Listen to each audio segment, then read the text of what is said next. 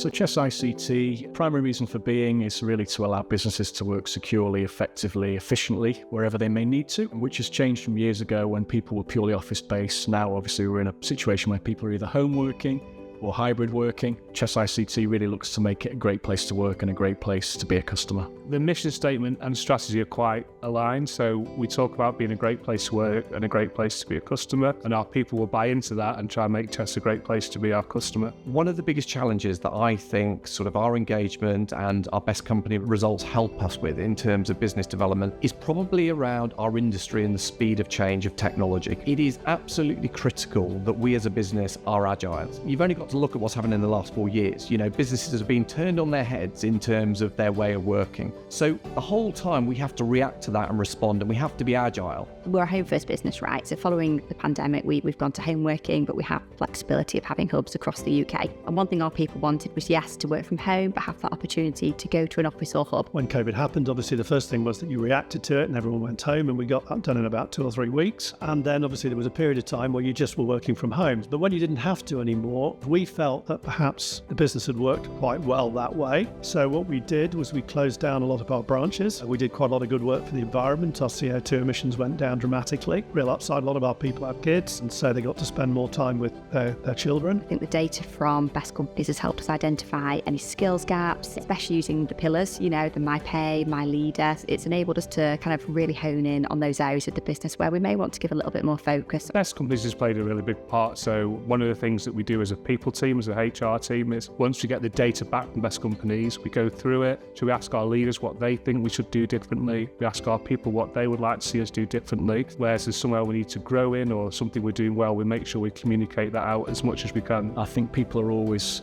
mindful of who's commissioned the survey and how the results are used and how we monitor what people say, etc. Whereas Best Companies is an independent survey. Best Companies goes to great lengths to say, look, this isn't an anonymous survey. But what that external survey does is it complements the internal survey because of the fact there are different questions, someone else is asking the questions, and the results come back in an analytical way.